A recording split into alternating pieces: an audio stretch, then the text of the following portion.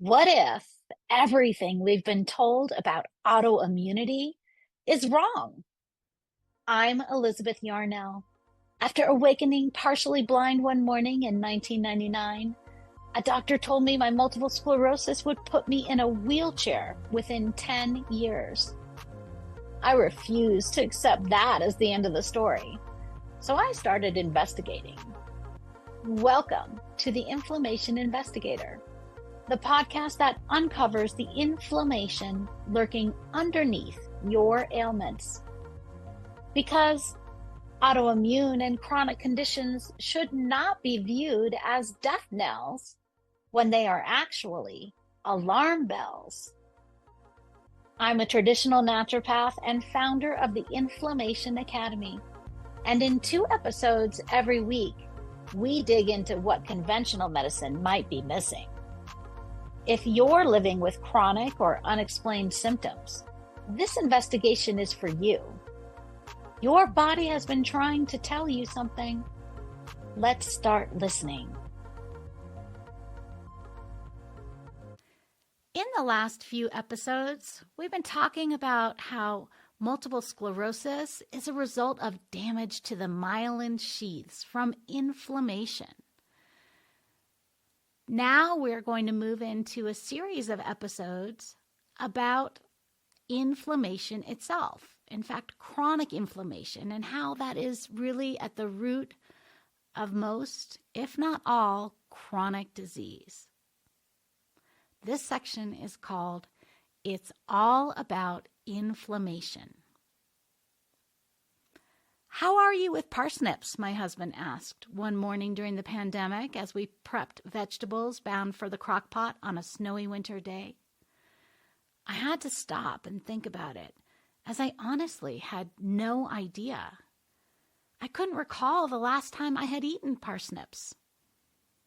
A reality of living with MS for me is the constant query of, will this item trigger inflammation in my body, or is it safe?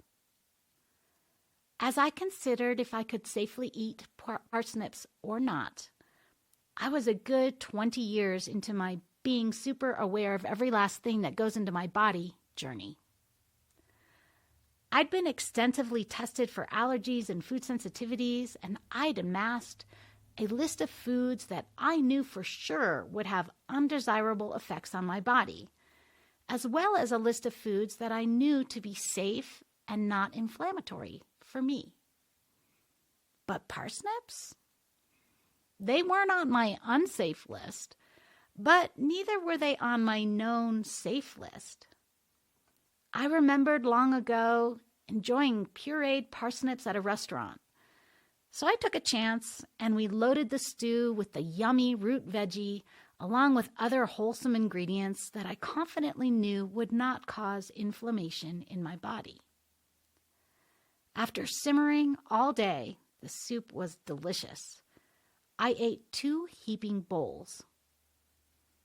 About half an hour after dinner, as my husband and I were sitting on the couch in the family room watching a movie together, I had a vague but strong feeling that all was not right in my body. Nothing I could pinpoint, just a rising sensation of feeling unwell.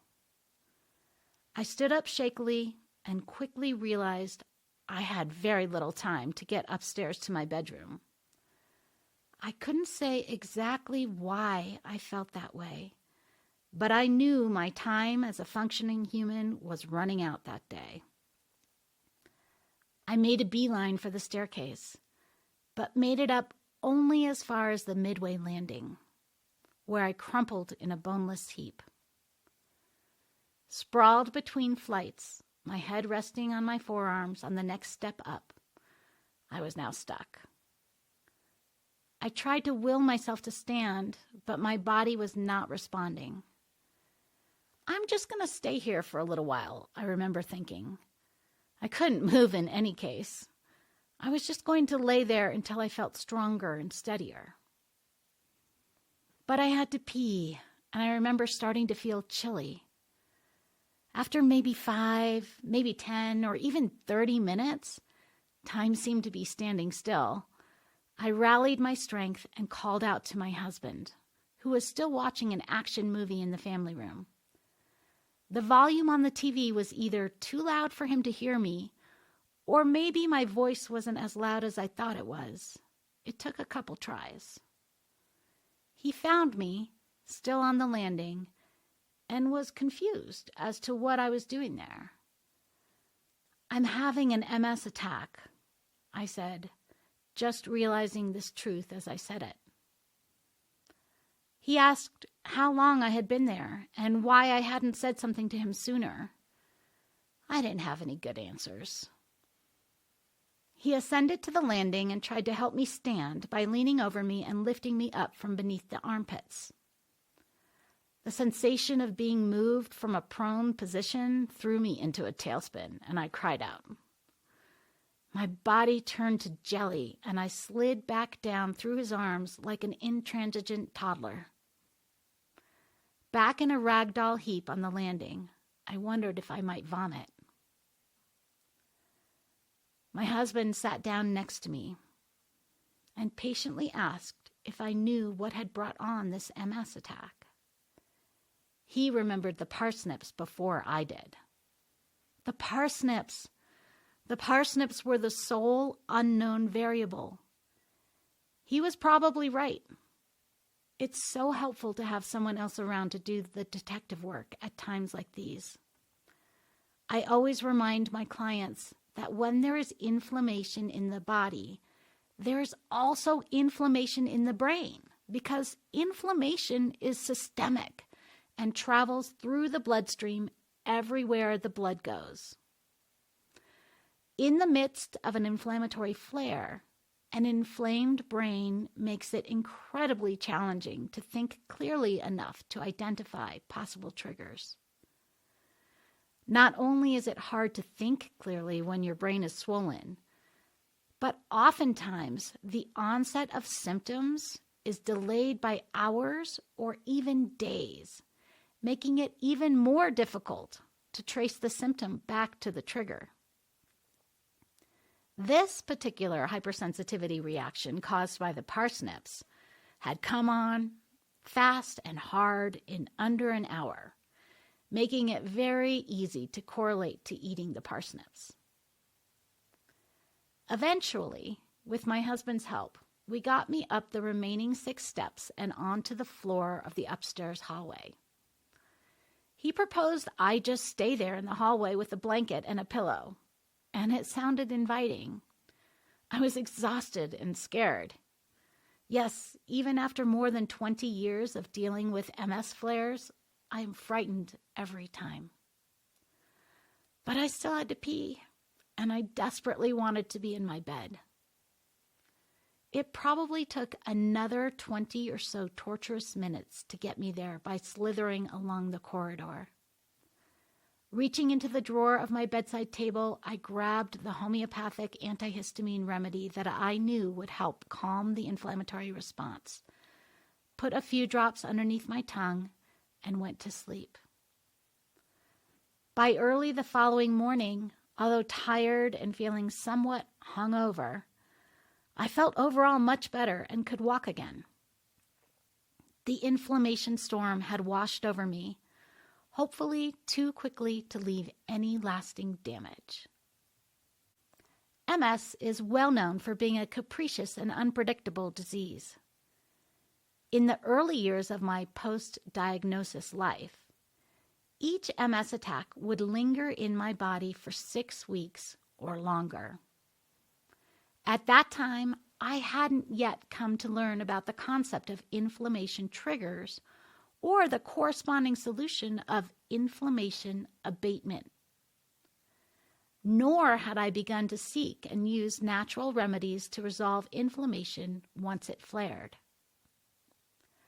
From my perspective as an MS patient, episodes of inflammation that resolve overnight, like this one from Parsnips did, once I took action, barely register as serious MS exacerbations on the same scale as the time I had optic neuritis. And that is the whole point of understanding MS inflammation connection.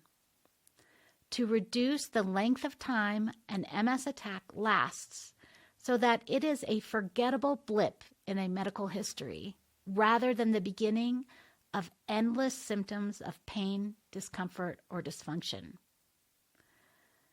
and further progression into multiple sclerosis. The medical world knows that the longer an MS flare-up lasts, the less likely a complete recovery becomes, and the more likely we are to end up with permanent damage to the myelin sheaths.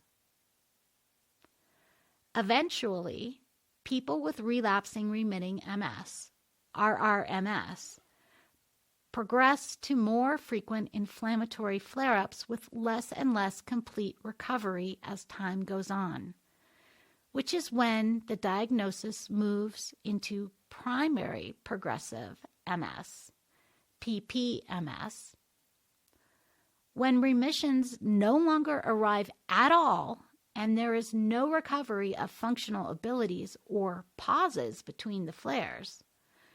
The disease's name changes to secondary progressive MS, SPMS. This is why allopathic doctors often prescribe corticosteroids and other anti-inflammatory drugs during exacerbations with the hope of reducing inflammation before it causes permanent damage. Unfortunately, those drugs come with their own set of side effects. My goal is to avoid inflammation before it happens, recognize it quickly when it does happen, and nip it in the bud before it sticks around long enough to cause damage. You can do this too. Be sure to tune in to the next solo episode when we talk about how most symptoms are due to inflammation. And that's another case filed on the Inflammation Investigator. Remember, every symptom is your body's way of communicating. We just need to learn the language. If today's episode sparked something for you, I want to hear about it. Share your own investigation discoveries with me on social media at Elizabeth Yarnell, or find me at elizabethyarnell.com. Your experience could be exactly what another listener needs to hear. And make sure you're subscribed so you never miss an episode. And here's the thing about investigations. They work best when you're not going it alone. If this podcast is helping you uncover the answers you've been searching for, please like, rate, subscribe, and review, and share it with someone who needs to hear this message. As a new podcast, these actions mean more than you know.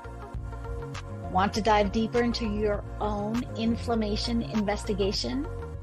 Head over to inflammationinvestigator.com, where you can take my free inflammation quiz to uncover which hidden triggers might be affecting your health. Until next time, this is Elizabeth Yarnell, your inflammation investigator, reminding you that the solutions to your health issues are out there. Let's find them together.